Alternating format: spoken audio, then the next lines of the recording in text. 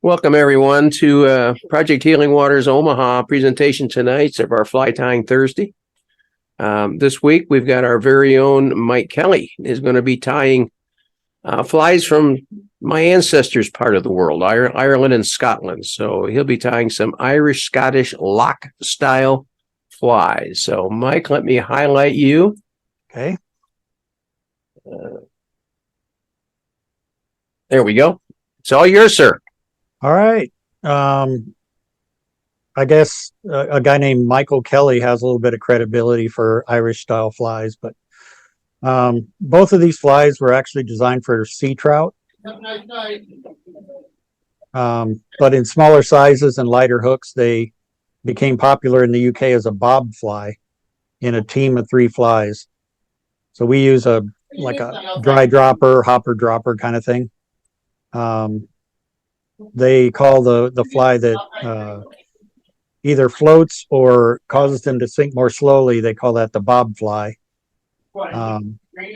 And they usually do a team of 3 or 4 flies. But if you hackle it with hen, of course, it could be fished wet, but with rooster hackle, it could support a team of flies. So the first one is called the Kate McLaurin, and it was created by in Scotland by a Glasgow tackle dealer named William Robertson in the 1930s. He was friends with John McLaurin, who ran a hotel at the head of Loch Marie. The fly was named after John's wife, Kate McLaurin, but it was their son, Charles, who popularized it in his 1963 book, The Art of Sea Trout Fishing. The contrasting colors make this great brook trout fly, and it's known in the UK as a very productive fly for brown trout. It's excellent over panfish spawning beds because it's almost neutrally buoyant. It'll rarely sink to the bottom before a hungry bluegill sees its buggy appearance. So for the Kate McLaurin, it can be a dry. I've tied them on a scud hook actually before. It can be a dry or a nymph hook, depending on what you want it to do. Because of all the hackle and everything, a wide gape is preferred, but you can use a standard hook, which is how I normally tie them. The tail is golden pheasant crest and silver oval tinsel for a rib. The body originally was black seal's fur, but that's pretty hard to get nowadays, if even legal. But you can use any dubbing. It's better to have it a little buggy so it can kind of blend in a little bit with the hackle. And then it's palmered with black hackle, and there's a brown hackle at the front. So before we get started, I'm going to go into dubbing a little bit. And the dubbing I'm going to use tonight, I'm going to switch cameras here to my materials. And a couple Christmases ago, I bought or I asked for this dubbing kit from Al and Gretchen's website, BT's dubbing kit. Gretchen makes the pouch and does a very good job. It's a nice sturdy pouch. And then inside, it has pouches for different little bags of dubbing. And it also comes with, in the center here, a tube that has super tacky and tacky dubbing wax. And then there's 2 sides to it. The way I actually did it was I went to their website and picked out the colors that I wanted. I'll go ahead and share that real quick here.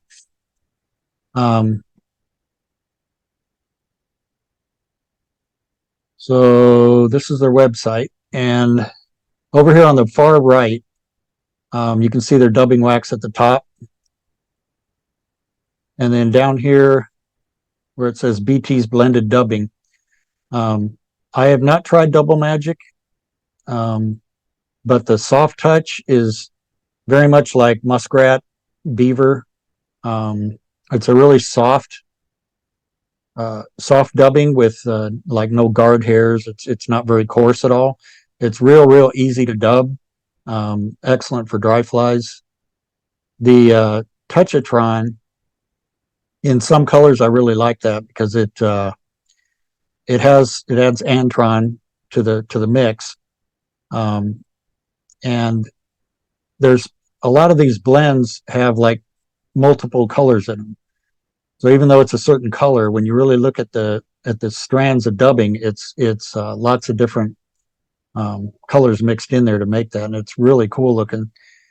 Some of it. So basically, down here in the center of their website, that's their dubbing kit right there. And for just the pouch, if you want to just have the dubbing pouch, it's $20. It's $50 for the complete loaded kit. And you can either use their choice of common dubbing colors, or you can go through and pick your own out like I did. I actually picked some of the soft touch and some of the Touchatron in the different colors that I thought would be most useful for me. While we're here real quick, over on the right side is all their books. I got the Art of the Weave, the Humpy Encyclopedia right here. You can buy the hard copy on Amazon, and then they have a little link here to get an electronic copy. It's free to download, and then all the rest of their books are listed, down the side there. A dozen dubbing techniques. Don't you have 13 in there? I thought he was saying at one point that there was Mike, I've got 15 in there. 15. But we wanted to have a dozen dubbing. We thought that sounded cool on the cover. So right. Anyhow, we did it that way. It's about 15. Then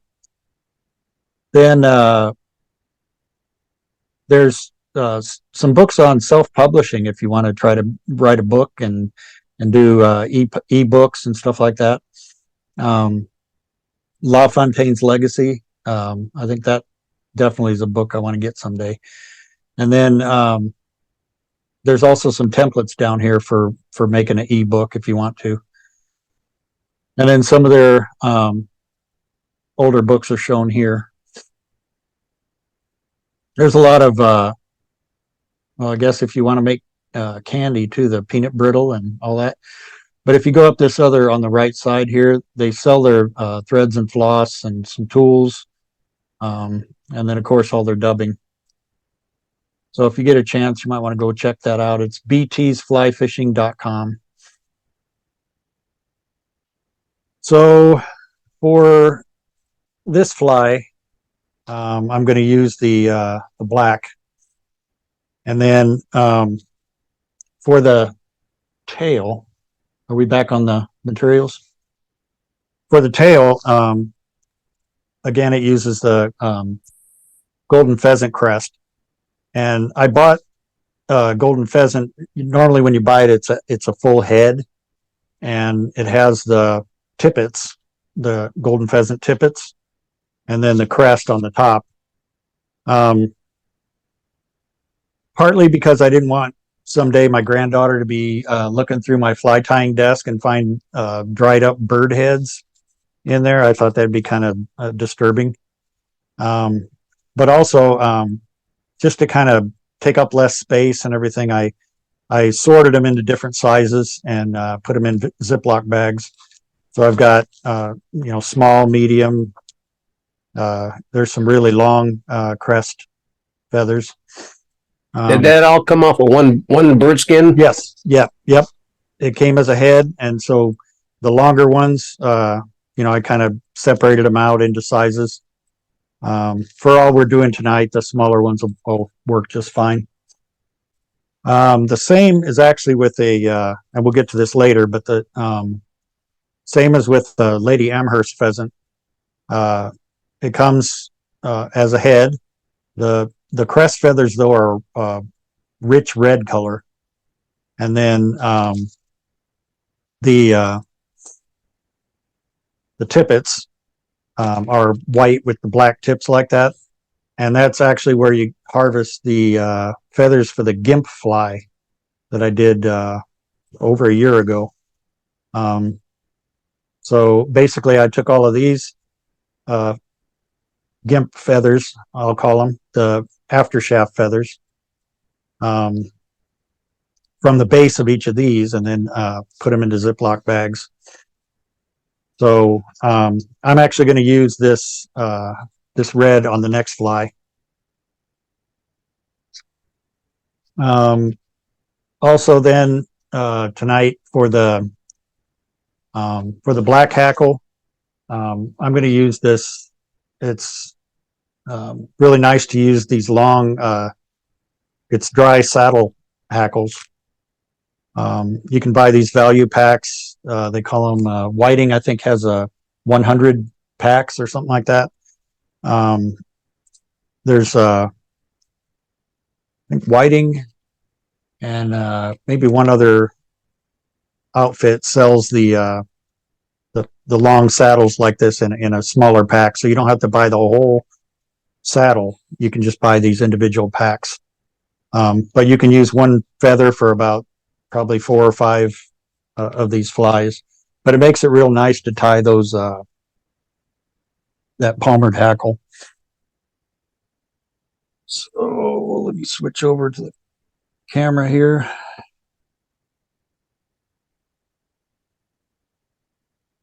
And I'm doing this in a size 14. So hopefully I don't bump the camera too much to where, since I'm zoomed in so much, every little bump is going to be amplified. And make sure my zoom is right. Now, for this one, I'm more comfortable using a smaller thread diameter. This is nano silk 50 denier, 12-aught is what they're calling it in Semper Fly. It's super strong and very thin, so it really doesn't add very much bulk at all. But as soon as I put on my reading glasses here,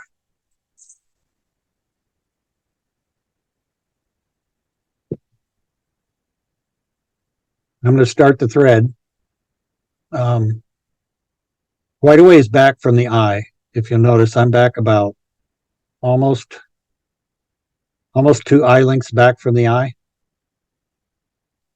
And I'm doing that, all right, again with this Semper Fly. It's a very slippery thread. And so sometimes on a small hook, it can be a little cantankerous. So I'm just using a little bit of this dubbing wax since I don't have the thread wax yet.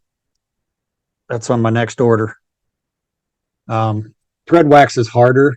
It's like comes in a little like a little block, and that makes the thread tacky, so it'll stick to the hook a little better. So now I was able to make about 4 or 5 wraps, and then that held on there pretty good. So I'm going to go back to the end of the shank here. And that's where I'm going to tie in my tail, which is a piece of this golden pheasant crest. So I'm going to start way back here and really exaggerate the length of that tail. And the reason I'm doing that is so I can gather all of those barbs together into a nice bunch. I'm going to take a few wraps over that right at the end, and then I'll just pull on the stem there to get it a little bit shorter. That's about the length that I want to see. Now, if you wrap underneath it, I don't know if you noticed how I did that. That'll just kind of lift that tail a little bit.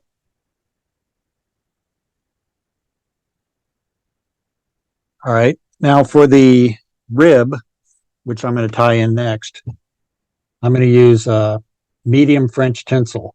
To me, this is pretty small, but they call it medium. And I'll cut off a piece big enough for both flies because we're going to use this on the next fly as well.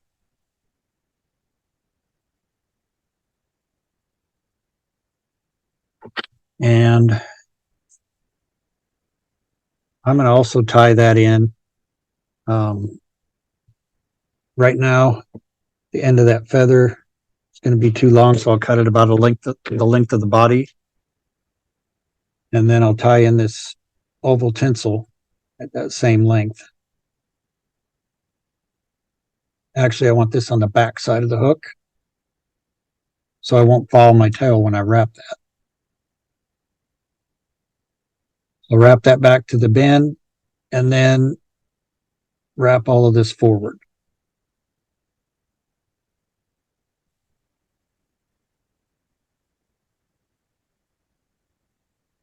All right. Put that in my material clip. I just got these new material clips. And I'm going to give what's left over to my daughter because there's about 10 of them in the package. And that works perfect on the shaft of the vise there. So now I'm going to go back to about the point of the hook. And I'm going to apply my dubbing. So this Touchatron is that black soft touch dubbing with some Antron mixed into it. So I'm going to take some out of there and hold it in my hand. Now I'm going to take my thread. Let me zoom out a little bit here if I can. So I'm going to take this dubbing wax and apply it to the thread.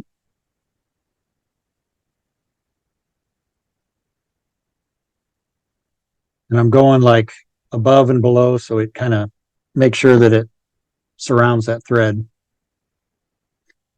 And then I'm going to just take a little bit at a time and just apply it to the thread. Just little pinches.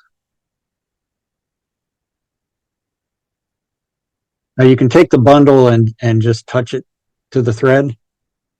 But this way I'm able to kind of more purposefully kind of distribute this stuff and make sure I have plenty there. So that's kind of sparse, but it's really sticking out. I'm not going to twist it. I'm going to actually kind of make a dubbing loop. So let me grab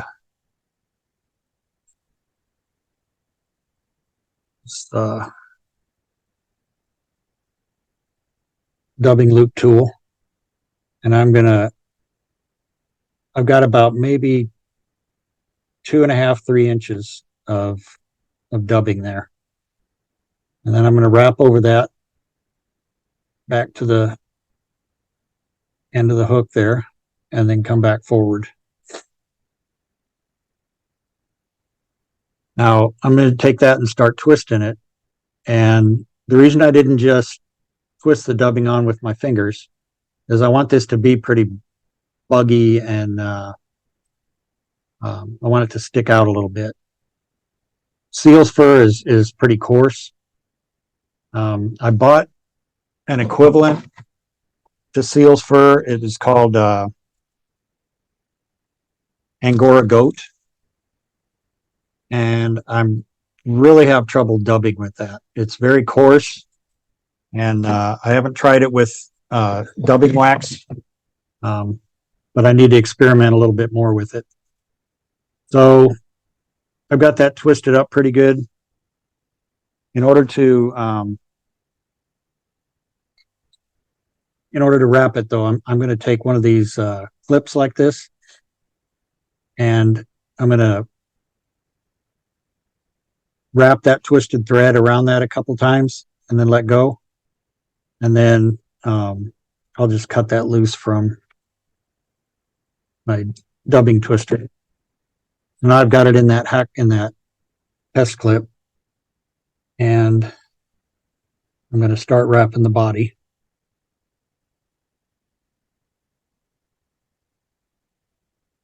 Back to the end here. And then start wrapping a full body.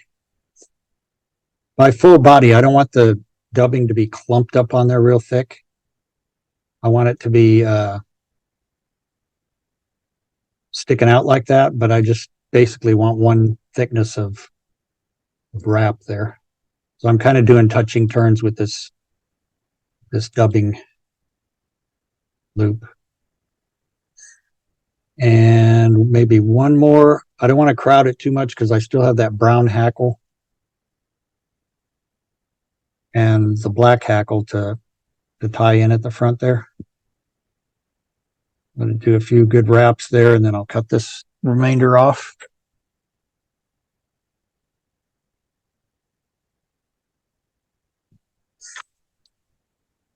And now, using my, I have Velcro on my bodkin here. I'm just going to try to make that a little bit more buggy. If you have a dubbing brush like this, you can kind of pick at it with that.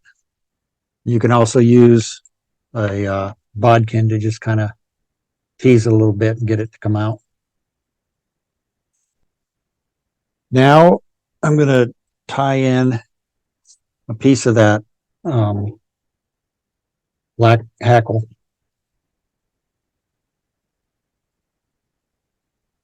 And I'll strip back a few fibers here, a few of the barbs, and tie that in. One wrap in front, come around the back, and then a couple wraps in front, and that'll make sure it won't pull free. And then I will grab it with the hackle pliers and take a couple good wraps here at the front, and then start spacing out the wraps, just palmering it through that dubbing.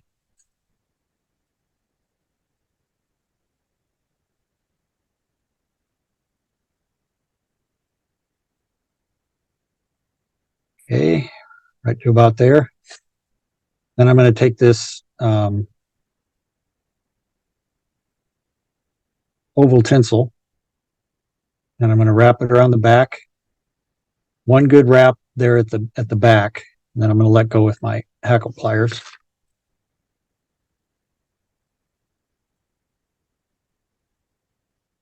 And then just move it a little bit so it doesn't trap down too many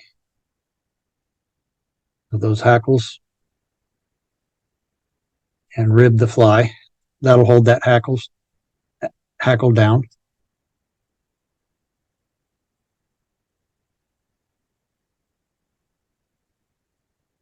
And cut that loose.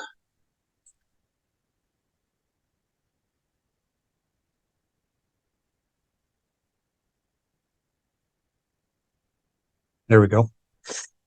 One more little adjustment here. All right.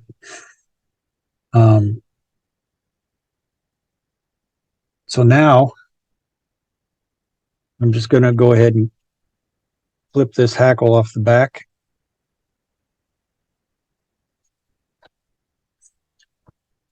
And then I have this hairline hen cape. I'm going to select a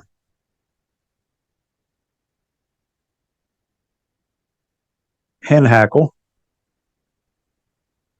about the right size here.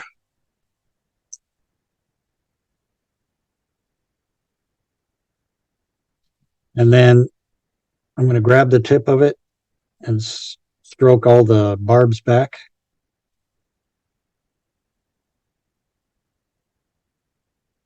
And then with the shiny side facing me, I'm going to go ahead and tie that in with a few good wraps. And then come back toward the eye. I think I trapped some hackle fibers down there. Yep, I did.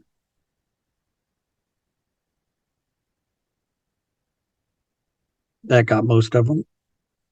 Leave that toward the front. And then I'm going to take that tip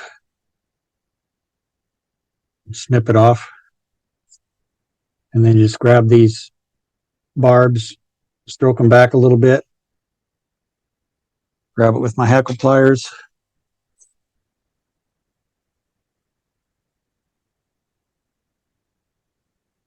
And pull it out of the eye end. That wasn't supposed to happen, so I'm going to cut a little bit of a notch here. And we'll tie that in again.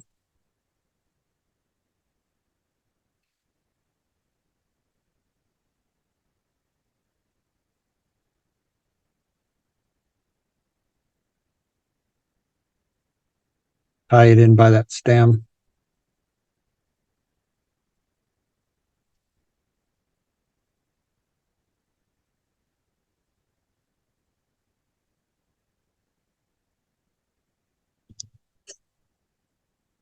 Having trouble pulling that out.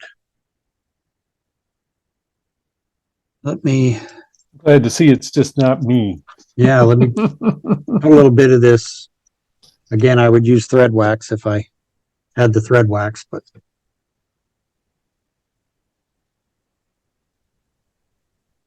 let's try that one more time. Good thing about these hen hackles like this, they're nice and long, so give me a little bit of room for error.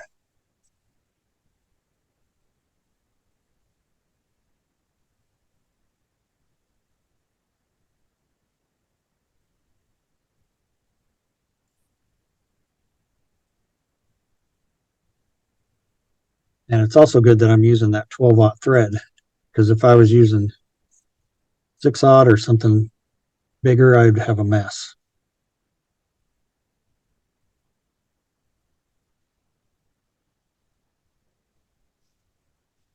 Take a few good wraps of this brown at the front.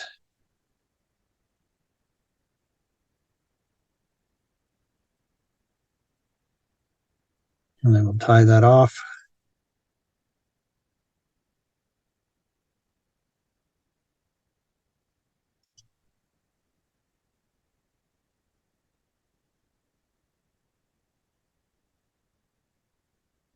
Oops.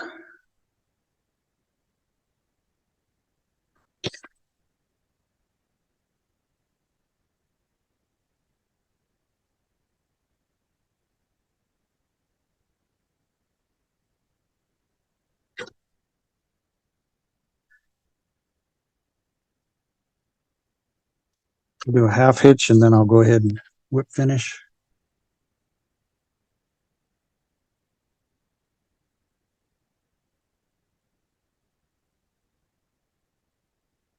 That was an ugly one. Now I'll do a good one.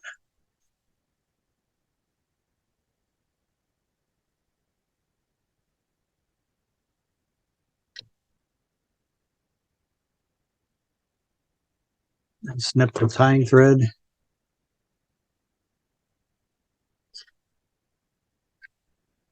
And that's the Cape McLaren.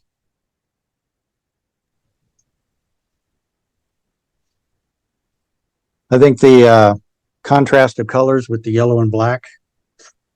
But I've always loved the look of that fly. Have you used it here in Nebraska, Mike? Absolutely.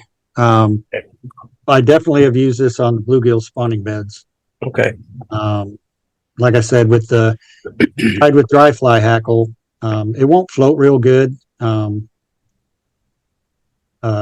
usually use the hen hackle for the front just because of that rich brown. I really like that color.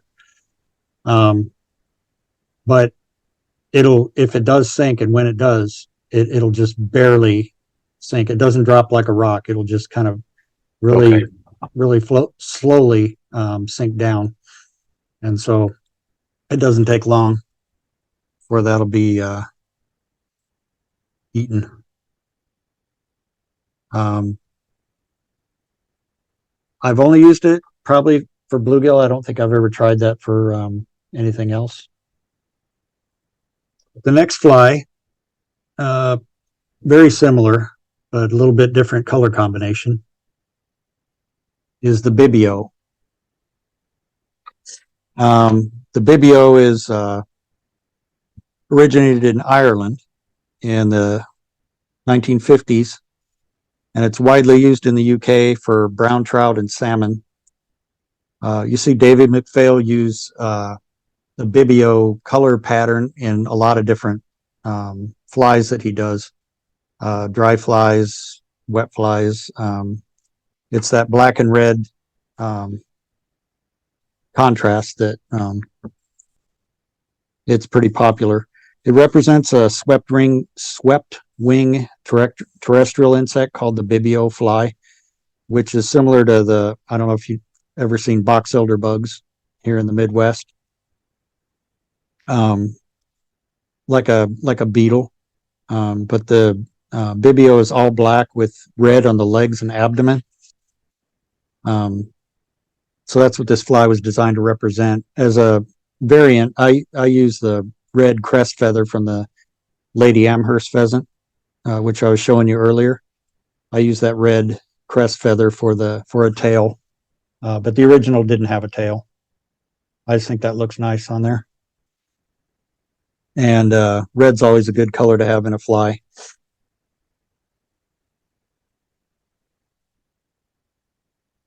So load another hook in the vise. I need to go a little tighter here.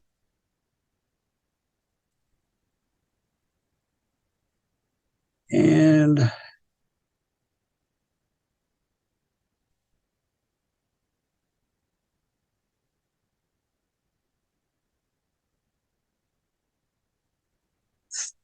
let me wax my thread again.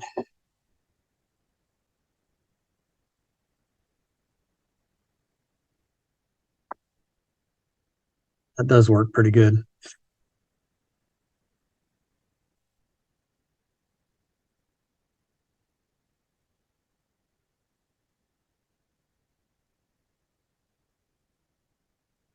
Lay down a base of thread.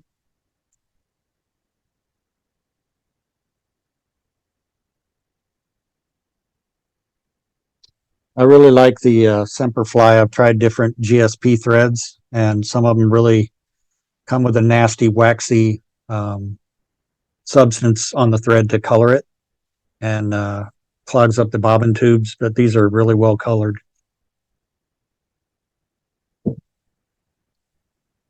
I have an olive, a brown, and a black, I think. So for the tail, I will grab a piece of this red.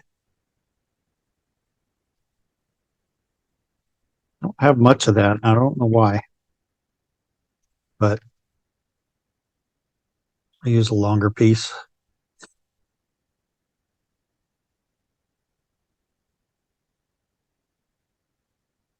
I know I use some on some streamers as a tail on some deer hair bucktail streamers. Kind of come back underneath it just to lift that tail a little bit. Couple wraps forward, and then I'll cut it off at the front. Tie in the rib.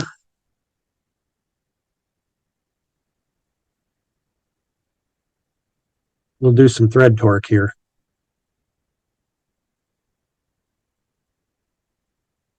To make sure that comes around to the back side.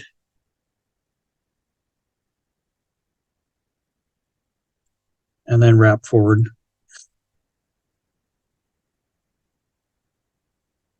I don't know if that made sense at the time, but if this was actually in the front, as I wrap that first turn of hackle, it's going to take that tail and twist it that way. So if you start at the back and you bring it around, it's not going to follow that tail as bad. Put this out of the way. All right. The back third is going to be black. Now, this time, I'm not going to actually do that dubbing loop because it's not very long pieces of sections of dubbing. So I'm going to come about to the hook point, and I'm just going to probably maybe 1.5 inches.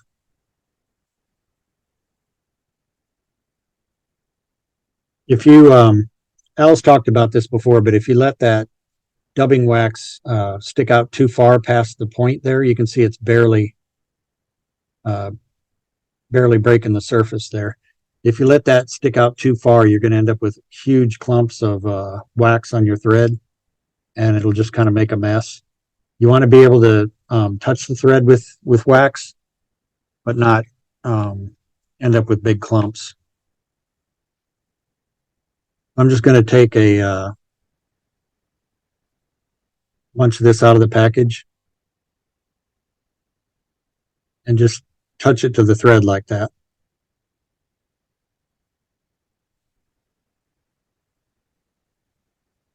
And that's one good way to keep you honest and make sure that you're not putting too much dubbing on the thread. I'm going to twist this up a little, and then I'll pick it out when I'm done.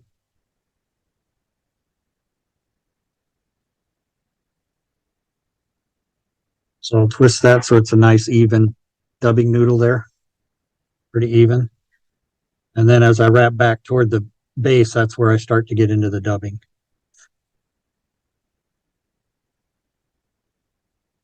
Now, I'm going to give it probably a bit more here. I think I will finish that out. So we'll do that much in black. Color number 7 is red. What I did, it comes with a number written on the package to show the color, and then I just came back and wrote it down so I can easily find what the color is. Add a little bit of dubbing wax.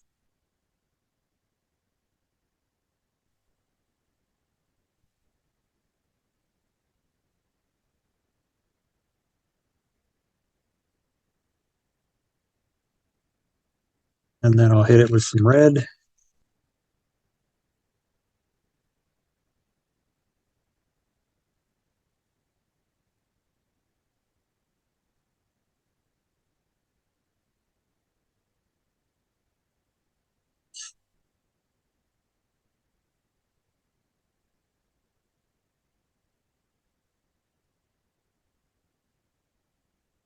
Press that on.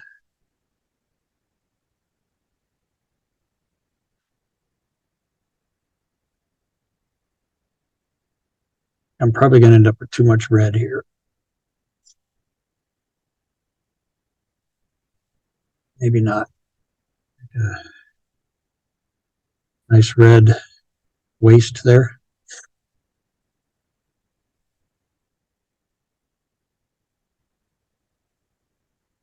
Maybe too much. Back a little bit of that off.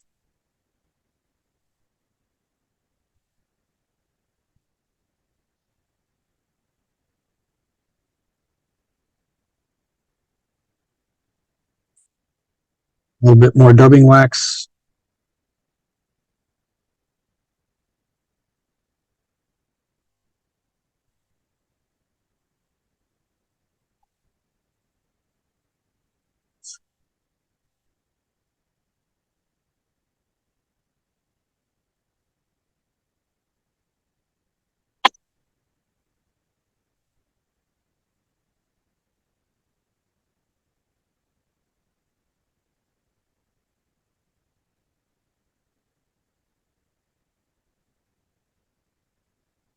And then dub the front third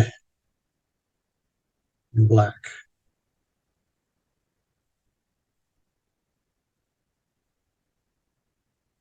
Okay. Put my dubbing away before it goes away. Ends up on the floor. All right. So now we need black hackle. Strip the stem away. And I'm going to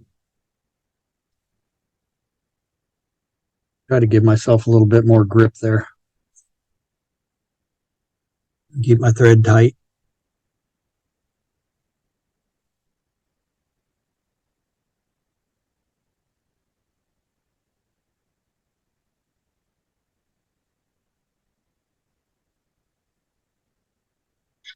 Grab it with the hackle pliers.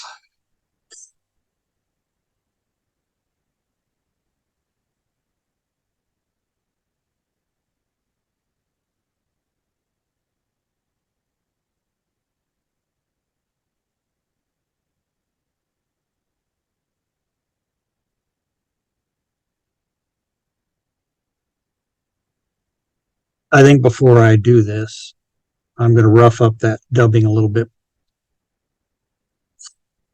So I'll take my Velcro here. I want that dubbing to show. I'm just going to kind of rough it up a little bit. And you also take the needle of your bodkin.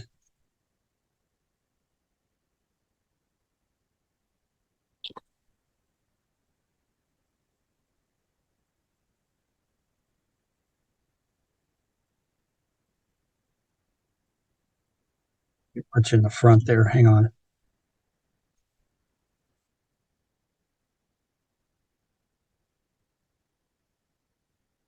Try that again.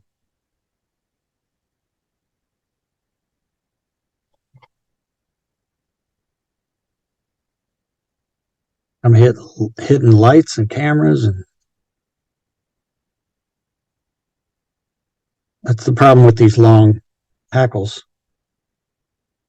Now, I like to come in front of the red a little bit and then around the back of the red, because the last time I tried to wrap it, if you noticed, it went right, split that red. And so a lot of times you get that split like that and it doesn't show as much. So now I'm going to take my oval tinsel, one good wrap at the back. Then I can get rid of the hackle pliers.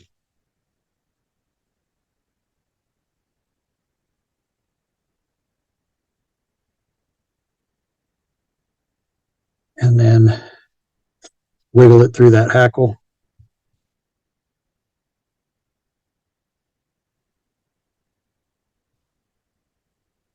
Tie off that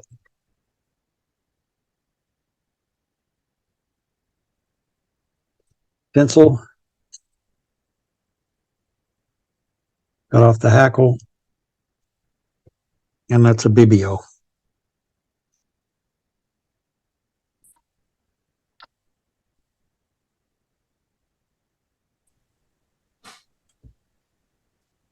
Big start.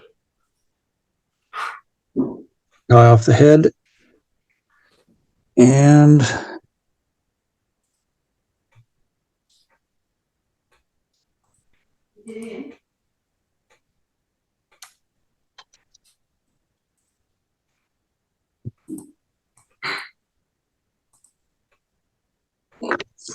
There she is.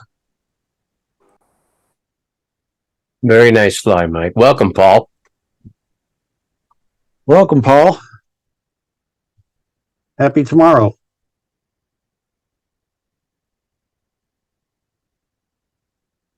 Since we have a little bit of time, see what I need for it. I'm going to do another Irish fly called the Dialback, Diawlbach. It's an Irish Welsh fly, and kind of similar to a lot of our Western flies, like the Zugbug, Prince Nymph. But it's known for peacock, brown hackle, and then red wire or red something red for the rib. It's a nymph. And then a lot of the coolest ones that I've seen use either like opal tinsel or some kind of what do they call it? The holographic tinsel, kind of as little wing buds on the side. But it won't take long. Let me just grab a little bit of peacock curl. I think I have everything else out. So start with a hook.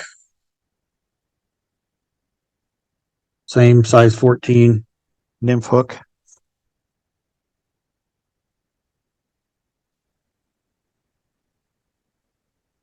See if I can start the thread without wax this time. I think I can.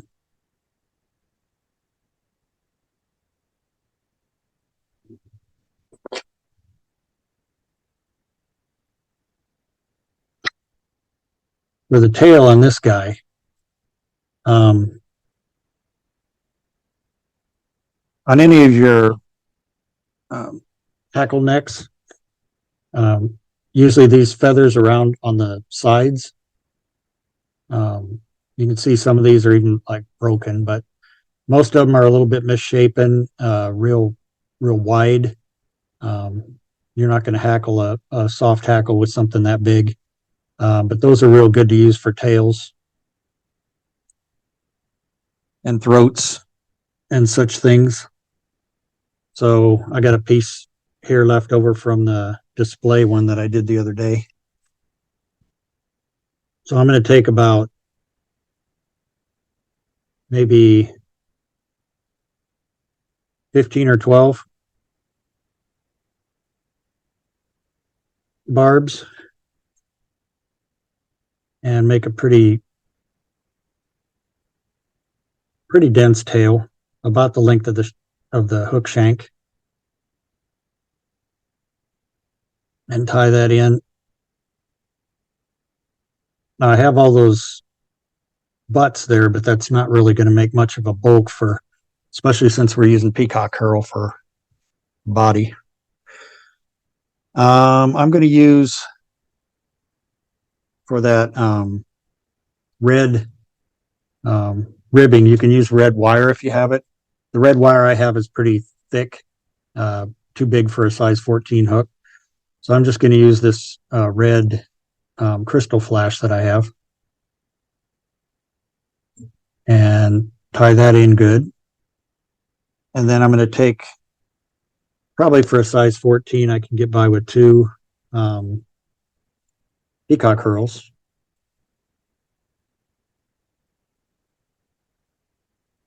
And I'm going to line up the tips and cut off about maybe a half an inch, because the tips are usually real brittle and they break easily anyway. So I will bring those back to the end of the shank and then just take those peacock curls, stretch out my thread, and I'm just going to wrap those several times. So I'm coming around from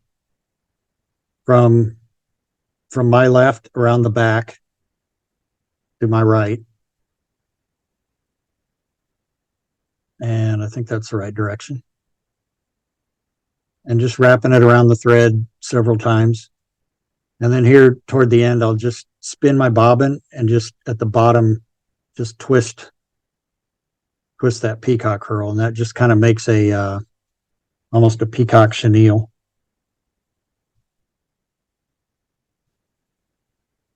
And I'll wrap the body forward with that. And that's going to be really, really strong because of that thread that's twisted through there. You can see I can let go of the peacock curl and it's not going to come unwound because it's all woven in there.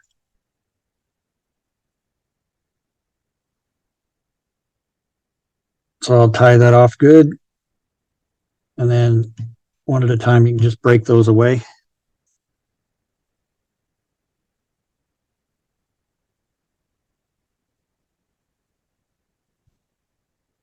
With spaced wraps. Actually, I'm going to reverse wrap. And there's two reasons to reverse wrap. One is to make, since you're crossing over the way that the material was wound on the hook, you're strengthening it. But also when you reverse wrap, if you forward wrap, you're going to go in between each one of those wraps. So you're not going to see the ribbing as much. So you see now you can really see that ribbing a lot more since I'm going across it. So I'll bring that up to there. Whoops. Tie it off. And then cut that out of the way. I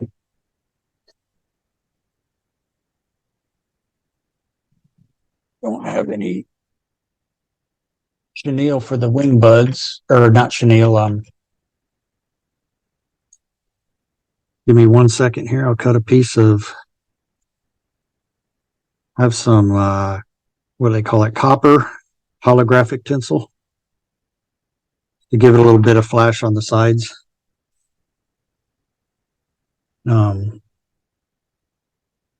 Since this is kind of thin, I'm going to wrap that around the thread, tie it in here on the side.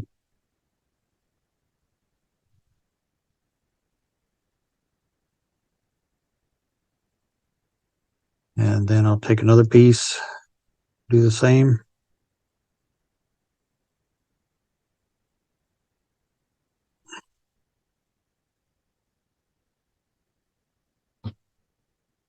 Bear with me, I lost my end. There it is.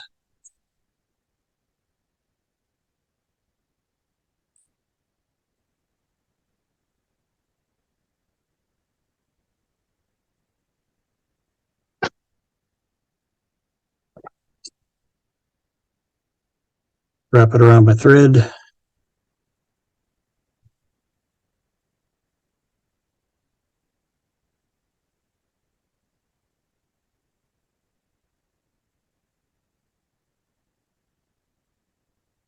Let me try this again.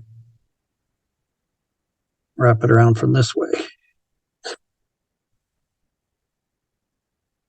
And then I want to place that on the other side.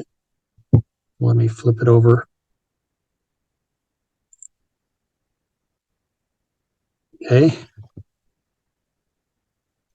Then I'll just take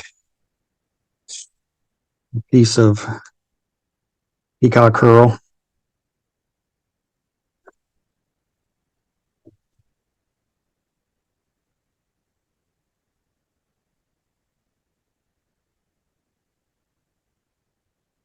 And almost like a thorax, but just to fill out the rest of the fly here.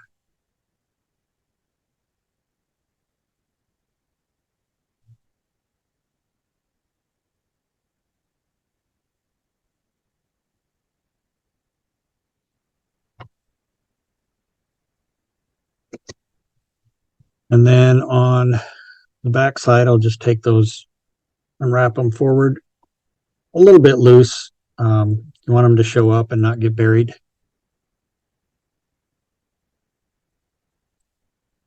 And then same on this side.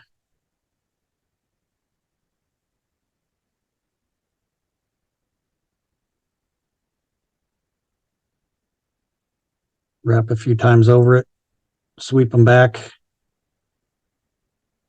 and then form a head.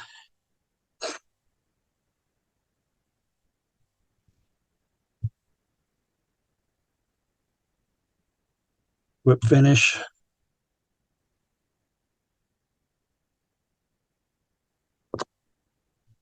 Now I'm just going to cut those there, and that's a very nice dial back. It's, I guess it's Welsh for little devil. I don't have all the details on who created it, but I think if I remember right, that's one of the flies that there really is not a whole lot of background on that you can find on the interwebs. So any questions on any of those? Looks great, Mike. Nice fly. Something unique, something a little bit different. Yeah. But they definitely have, again, you know, being sea trout flies, they definitely have applications for around here. Anybody could use a nymph with a little bit of peacock and red. Yeah. I didn't tie in the throat, but I think I still probably have some room there. Do that real quick. Take about 9 or 5 barbs, about the length. You want them to kind of just about reach to the hook point there. Before I cut them, I'm going to put my thread back on. Again, God bless skinny thread.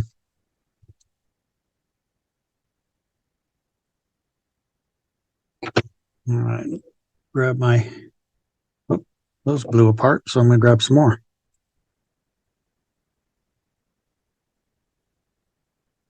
About 9 or 5. And then I like to cut these to length ahead of time. So using my fingers, I'll kind of measure them. Come back and clip that off. Because it's real hard to, with a down eye like that, it's real hard to get in there and clip that off of there. I got a good grab on that throat. And yep, that's the way it's supposed to look. We're an easy crowd. We liked it the way it was before too. Yeah.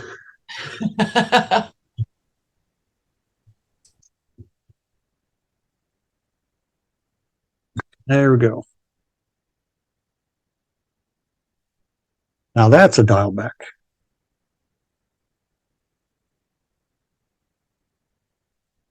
Cool little fly.